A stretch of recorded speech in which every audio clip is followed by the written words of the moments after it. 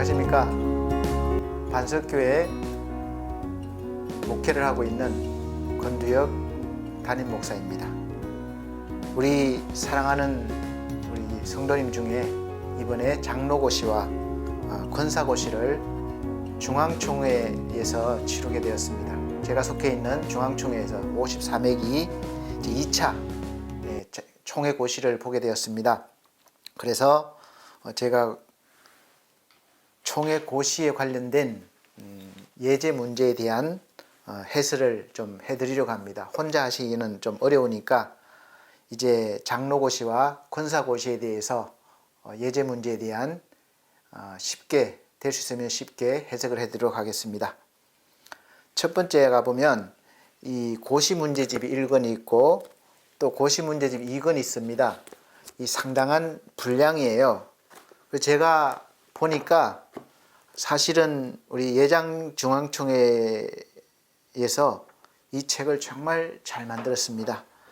이 책만 다 공부하셔도 아마 신학생 초기 정도의 그런 실력이 되지 않을까. 여기는 조직신학과 또 교회 생활에 관련된 여러 가지 유익한 그런 내용들이 가득 차 있습니다.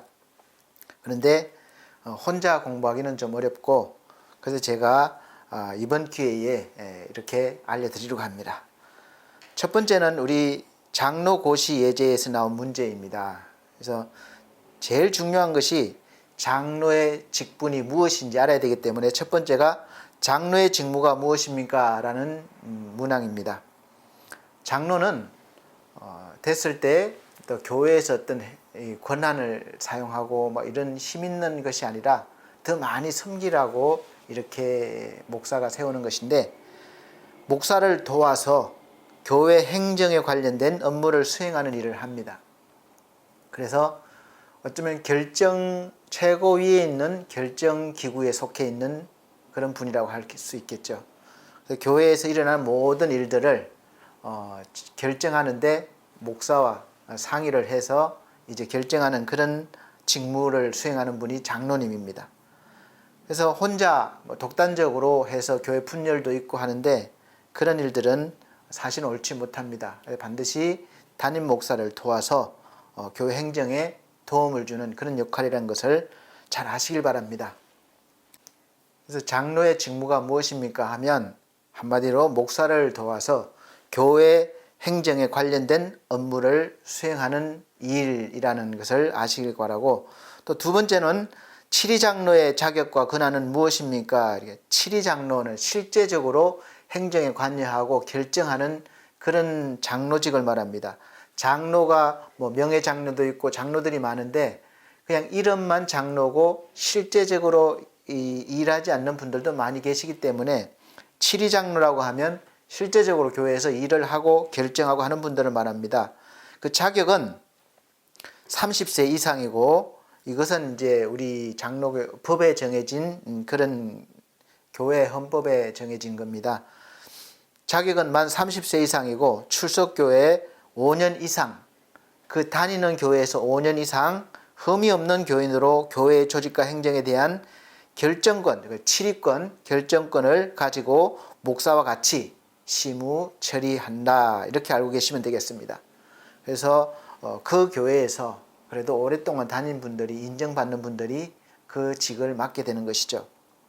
세 번째는 모세 오경에 대해서시오. 이것은 아마 장로고시를 보는 분들한테는 쉬운 문제일 것입니다. 차례대로 창세기, 출애굽기, 레위기, 민수기, 신명기가 모세 오경이라고 합니다. 이 모세 오경은 모세가 기록한 5부분의 책을 가리킵니다. 구약 맨 처음에 나오는 창세기, 출애굽기, 레위기, 민수기, 신명기를 말하는데 본래 이 오경이란 말은 헬라어 해 펜타투코스 비블로스에서 나온 말입니다. 여기서 펜타투코스 이러면 5부분을 말하고 비블로스라는 것은 뜻은 책이라는 뜻입니다. 5권의 책 이렇게 이해하시면 되겠습니다. 그러므로 오경의 뜻은 5부분으로 된 책입니다. 즉 하나님의 율법이 기록되어 있는 이 5부분으로 된 하나의 책이란 뜻입니다. 그래서 히브리어로는 오경을 말할 때 일반적으로 토라라고 말해요. 토라는 율법이나 교훈을 뜻하고 있습니다. 즉 여호와께서 이스라엘 백성에게 모세를 통해서 주신 율법, 교훈이라는 그런 뜻입니다. 그래서 모세오경에서는 창조에서부터 죄로 인한 타락과 또 출애굽, 하나님께 제사하는 법, 또 율법, 하나님의 백성으로서 어떻게 살아야 하는지 그런 법이 주어지는 내용들이 주로 줄을 이루고 있습니다. 이 5건의 내용은 천지 창조로부터 이 히브리 민족의 성립까지 그 범위가 축소되는 과정에서 인간의 구원을 위해서 우리에게 언약을 주신, 약속을 주신 하나님이 그 언약의 보존과 성취를 위해서 명령하신 율법을 중심으로 이어져 있습니다. 그래서 우리가 보기에는 조금 반복되어지고 교육이 있기 때문에 어려울 수가 있습니다. 네 번째는 정직되었던 장로가 어떻게 직무회복을 할 수 있는가. 장로도 영구직이지만 잘못했을 때는 목사로부터 어떤 업무에서 물러나도록 그 어떤 기간까지 직무를 하지 못하도록 하는 것이 있습니다. 그게 정직이라고 하죠. 그래서 교회에서 본이 되지 못하는 행동이나 일을 하여서 교회에 피해를 주었다거나 아니면 분란을 일으켰을 때에 덕을 세우지 못했을 때에 교회에서 목사가 당회가 구성이 되었으면 당회를 열어서 그에 대한 장로직을 수행할 수 없도록 정직 명령을 할 수 있고, 또 계속해서 정직되면 안 되니까 정직되었던 장로가 자기의 이 잘못을 알고 회개하고 그에 합당한 신앙생활의 모범을 보이면 다시 당회를 열어서 해벌, 즉 정직을 해제하고 장로의 직무에 복귀할 수가 있습니다. 복속할 수가 있죠. 그래서 마음대로 그만두고 하는 것이 아니라 다 이런 절차에 거쳐서 복속을 할 수가 있습니다. 5번째, 장로와 집사의 다른 점이 무엇입니까? 라는 문항입니다. 사실 장로는 교회에 신령한 일, 다 신령한 일이죠. 여기서 신령한 일이라고 말하면 행정과 조직을 관리하는 일입니다. 그래서 거기서 주관하며 목사가 말씀을 잘 선포할 수 있도록 그렇게 돕는 일을 하는 것입니다. 그리고 집사는 재정과 구제와 교회의 여러 가지 어떤 일들을 이렇게 맡아서 헌신하는 그런 일을 하는 것이죠. 그리고 이것이 다른 점입니다. 자, 6번째, 목사와 장로의 차이점이 무엇입니까? 무엇 같습니까? 첫 번째는 장립이죠. 장립이란 말은 직분을 임명할 때 누가 임명하느냐 이것을 말합니다. 목사를 임명하는 것은 총회 주관으로 하고 또는 노회 주관에서 노회에서 목사를 세웁니다. 그러나 장로는 목사가 장립을 합니다. 담임 목사 주관 하에 총회 초빙을 해서 이렇게 담임 목사가 직접 이렇게 장립을 하는 것이죠. 두 번째는 관할입니다. 이건 어디에 속해 있느냐의 문제죠. 목사는 노회나 총회에 소속이 되어 있습니다. 관할이죠. 그러나 장로는 그 교회의 당회 관할에 있습니다. 그래서 거기 속한 교회 장로가 총회에서 말한다고 이렇게 다 해야 되느냐. 담임 목사님 말씀에 의해서 이렇게 움직이는 거죠. 그래서 그것이 다릅니다. 세 번째는 안수입니다. 안수. 항상 이 직분을 줄 때는 안수를 하게 되는데, 안수는 목사는 장로를 안수할 수 있지만 장로는 목사를 안수할 수 없습니다. 그래서 안수는 아무나 하는 것이 아니라 이렇게 목회자에게 주어진 특권이라고 할 수 있죠. 그러나 그래서 장로가 어떻게 기도할 때는 머리에 손을 얹고 안수하는 것이 아니라 손을 잡고 하든지 그렇게 하는 것이죠. 그래서 목사만 이렇게 안수를 할 수 있습니다. 그 다음 네 번째는 성례 집도입니다. 성찬식을 집도하는 것이죠. 목사는 성례를 주관하고 베풀지만 장로는 그렇게 하지 못합니다. 단지 돕는 역할을 할 뿐이죠. 직접 주관할 수는 없습니다. 성례라고 말하면 거룩한 예식을 말하는데, 가톨릭에서는 성례를 7가지 결혼하고 여러 가지 있지만 우리 기독교에서는 보통 한 가지 정도만 말씀하고 있습니다. 바로 성찬식이죠. 대표적으로 성찬식을 말하는 것입니다. 다섯 번째는 회장. 회장을 누가 하느냐? 교회에서 목사는 당회장과 이웃 당회, 임시회장이 될 수 있으나 장로는 될 수 없습니다. 그래서 초빙받아도 다른 교회에 목사님이 안 계실 때 그렇게 초빙 가서 또 할 수 있고 그렇지만 장로는 그 교회나 다른 교회의 대표가 될 수가 없습니다. 회장이 될 수가 없죠. 여섯 번째는 명칭입니다. 목사는 하나님의 사자, 그리스도인의 사신으로 그렇게 부르는데 사실 이거는 예전에 그렇게 불렸지 요즘은 그렇게 사실은 부르는 경우가 많지 않습니다. 장로는 교인의 대표라고 그렇게 하죠. 그래 지금은 예전처럼 그렇게 부르기보다는 직분이 다른 것으로 이해하시면 되겠습니다. 목사님은 아주 막 위대하고 뭐 종이고 뭐 이런 식이 아니라 하나님께 맡은 직분자로 각자 할 일이 다르다 이렇게 받아들이는 추세가 점점 강해지고 있습니다. 그래서 목사라고 하면 어떤 직분이냐? 말씀을 선포하는 직분이에요. 그리고 장로는 말씀이 선포되었을 때 나타나는 어떤 것을 가장 효과적으로 하기 위해서 어떤 조직과 행정을 관리하고 총괄하는 그런 직분이라고 이해하시면 쉽겠습니다.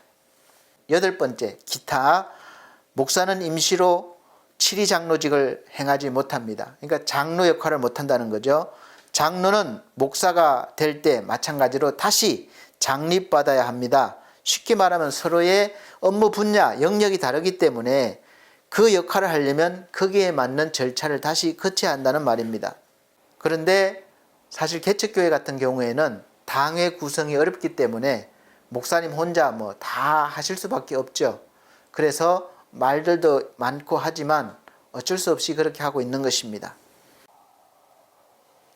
일곱 번째, 교회 직원의 기원에 대해서 시오라는 문항입니다. 사실 교회 직원에 대한 기원은 교회는 하나님의 백성들이 모여서 예배를 드리는 기능이 제일 중요합니다. 그래서 이 예배가 잘 진행되고 하는 것을 돕기 위해서 필요 조직들이 나타나면서 지금의 교회가 되었고 또 직원들이 생겨난 것입니다. 구약시대 때는 모세시대 때를 말합니다. 그래서 70장로, 그러니까 지금의 형태는 아니지만 이 이스라엘 백성들의 신앙 문제나 삶의 문제를 모세 혼자 다 감당하기 어려워서 도울 수 있는 그런 사람들을 세운 것이죠. 12지파에서 대표자들을 세우고 또 그 밑에 조직인 100부장, 50부장, 10부장을 세워서 모세를 돕게 한 것이 오늘날의 교회의 모형이라고 할 수 있고 또 직원의 기원이라고 할 수 있습니다. 두 번째는 신약교회에서는 예수 그리스도께서 12제자를 세우신 것이 기초라고 할 수 있죠. 그러다가 세 번째로 이어져서 초대교회가 형성되었는데 하나님의 말씀이 왕성되어지고 전도받는 사람들이 많아지면서 이제 12제자가 감당하기가 어렵습니다. 그래서 행정 보다가 기도하고 말씀 전하지 못하게 되니까 이제 7집사를 세우면서부터 이제 초대교회가 제대로 이렇게 갖춰져 간 거죠. 그래서 12제자들이 기도와 말씀에 전무할 수 있도록 행정적인 일을 돕기 위해서 7집사들이 세워지면서 교회의 기원이 되고 또 거기에 맞춰서 이제 돕는 사람들이 생겨나면서 직원 역할을 하게 된 거죠.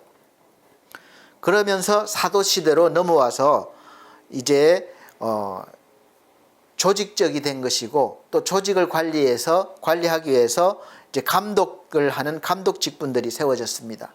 감독은 그 큰 지역을 관할하는 그런 감독들이죠. 이렇게 교회의 기원이 되고 또 직원들이 생겨나게 된 것입니다.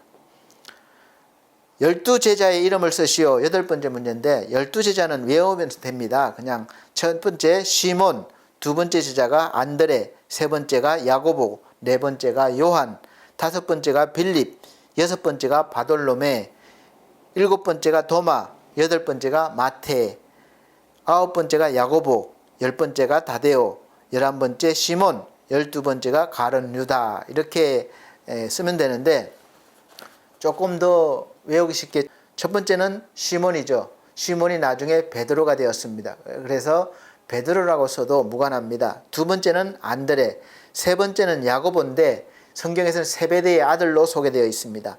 네 번째는 요한, 마찬가지로 형제입니다. 세베대의 아들입니다.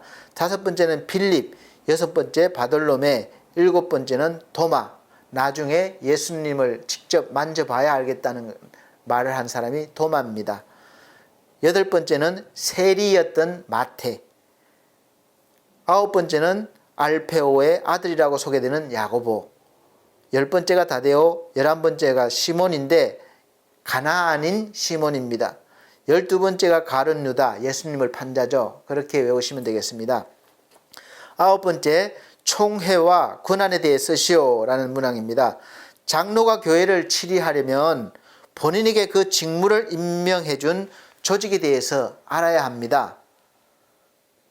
첫 번째가 총회, 교회 포함이에요. 헌법 해석권과 권징에 관한 쟁론을 판단합니다. 총회가 하는 일이 그거예요. 그래서 교회 내나 교회와 노회에 어떤 분쟁이 일어났을 때 서로 오해와 부도덕한 행위에 대한 권계를 하게 되고 또 변정도 하게 되고 잘못에 대해서는 그에 합당한 조치를 취하고 또 억울한 일에 대해서는 적극 변론을 해주는 것이죠. 총회가 나서서 해주는 것입니다. 이것이 바로 총회의 권한이기도 합니다. 두 번째는 노회와 대회를 설립하거나 합병하거나 분립하거나 폐지하고 통솔하는 권한이 있습니다. 세 번째는 전도사, 강도사, 목사 고시를 시행합니다. 네 번째는 모든 총회 재산을 분류하거나 처리하고 쟁론에 대해서 수습하게 됩니다. 총회 관할을 해서 모든 어떤 분쟁이 일어났을 때 재산 관련된 거나 아니면 모든 것들을 이렇게 그런 것들을 정리하고 또 조정해주고 이렇게 수습하는 것을 말합니다. 다섯 번째는 내외지 전도 사업, 우리가 계속 전도에 관련된 사업도 하게 됩니다. 여섯 번째는 신학교와 대학교를 설립해서 운영합니다. 그 총회에서 신학교나 대학교를 설립을 해서 운영하면서 목회자를 양성하는 거죠. 일곱 번째는 총회 재산 관리입니다. 이렇게 이해하시면 되겠습니다. 열 번째, 치리권의 특색을 쓰시오라는 문항입니다. 첫 번째는 당회는 지교회를 치리할 수 있습니다. 이 치리의 뜻은 장로교에서 교인으로서 교리에 불복하거나 또 불법한 자에 대해서 당회에서 정거를 그냥 막 하는 것이 아니라 정거를 수집하고 수합해서 또 심사해서 나중에 그에 관련돼서 책벌하거나 또 오해를 푸는 그런 역할을 한 거죠. 치리라고 말합니다. 당회는 교회를 그렇게 치리하는 것이죠. 두 번째, 노회는 한 지방 노회 산하 교회를 치리한다.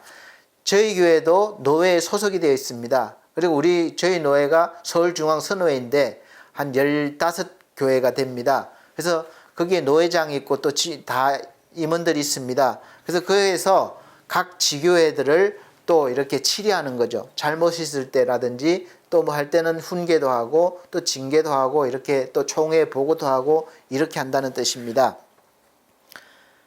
세 번째, 대회는 더 넓은 지방을 치리한다. 그렇게 되겠습니다. 좀 더 큰 조직이라고 보면 되겠습니다.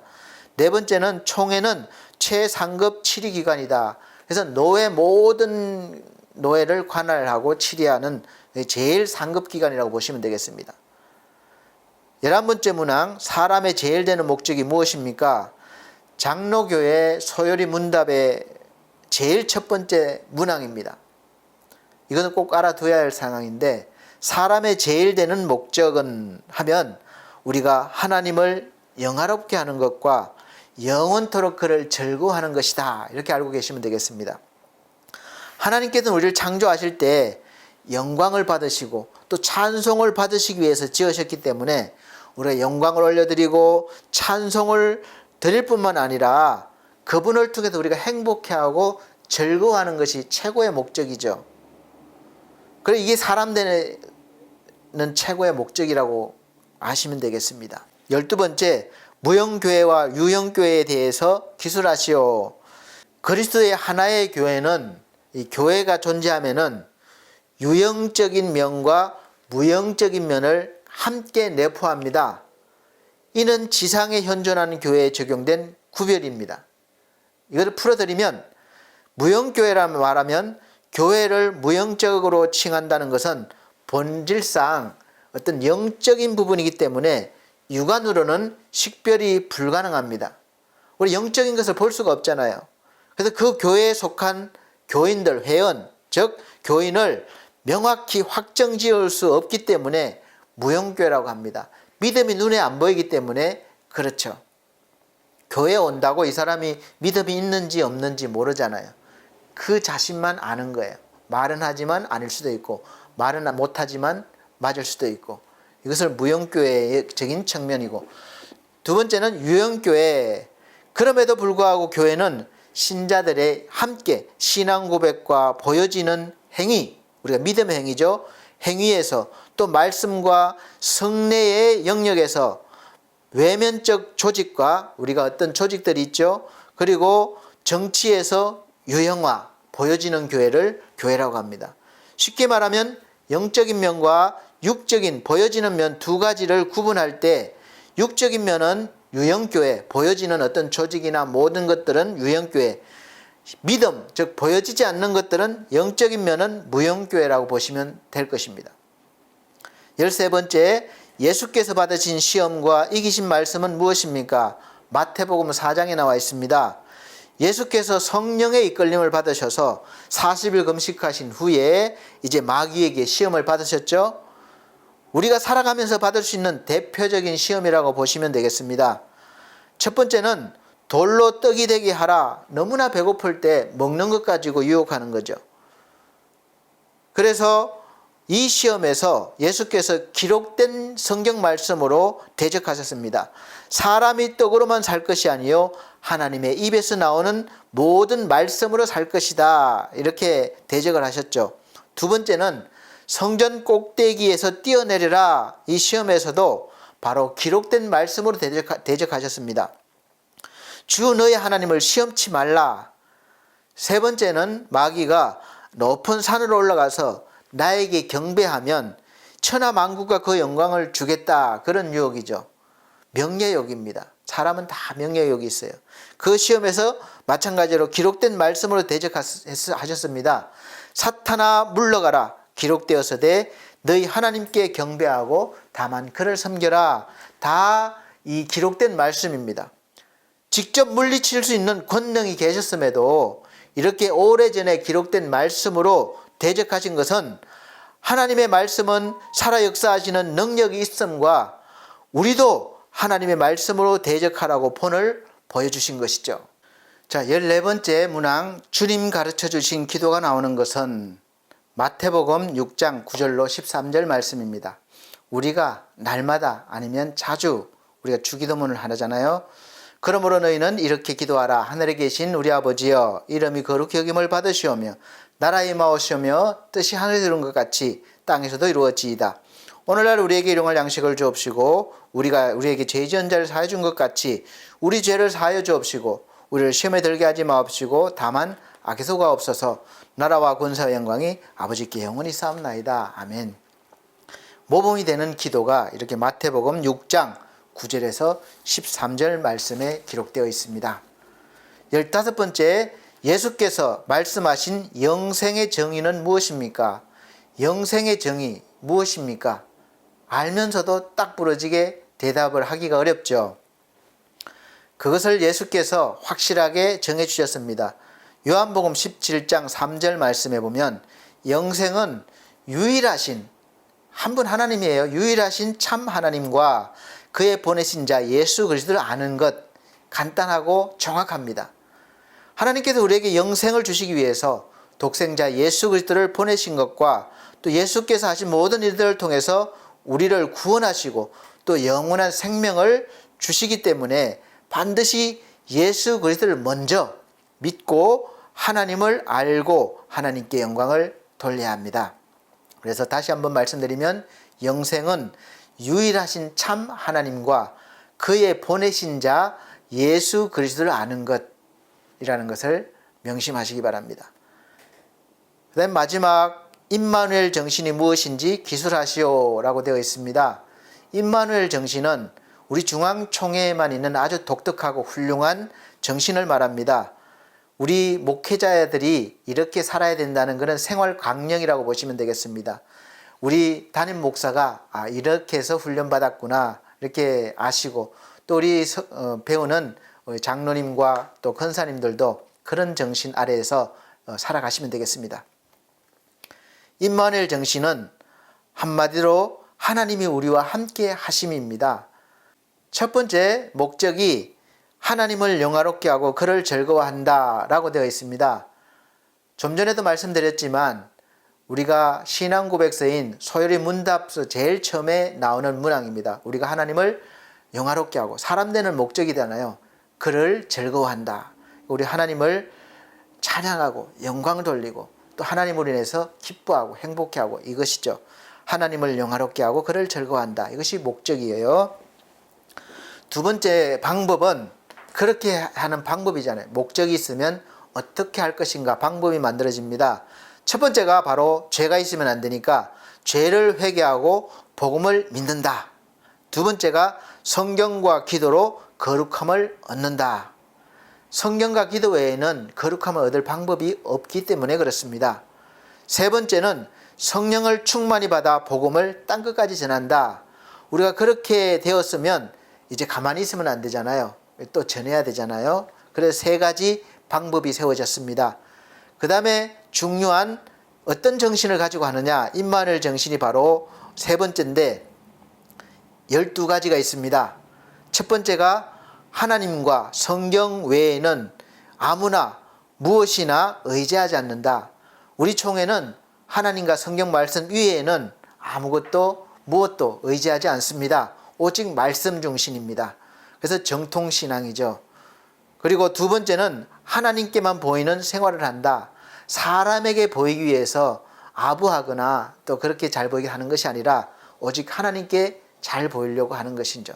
세 번째가 모든 일을 신앙 중심으로 한다. 이건 기본입니다. 네 번째는 기성교회의 취직을 아니하며 기도하는 아버지의 집을 알고 자신이 교회를 설비하고 봉사한다. 이것이 아주 중요한 건데 우리가 목회자로서 어디 큰 교회 취직해서 내 생활을 하기 위해서 하는 것도 좋지만 또 우리가 그렇게 훈련받아서 목적은 개척한다는 것이죠. 그래서 우리 총회는 개척교회가 많습니다. 어려움이 많지만 이 정신을 바탕으로 목회를 잘 감당하고 있습니다. 다섯 번째는 선악인을 다 사랑하고 선인만 사랑하고 악인은 미워하는 게 아니라 다 같은 사람이니까 다 사랑하고 죄를 미워하되 죄는 미워해야 돼요. 분리를 해야 된다는 것이죠. 존경할 자를 존경하고 주의할 자를 주의한다. 여섯 번째, 타인의 부족을 보지 않고 말하지 않고 듣지도 않는다. 이건 제가 담임 목사로 설교할 때 자주 말씀드리는 것입니다. 그래서 우리는 죄인이기 때문에 부족한 것, 또 죄를 보고 이렇게 하니까 또 흉을 보게 되고 험담을 하는데 우리 그리스도인들은 그러지 말라는 것이죠.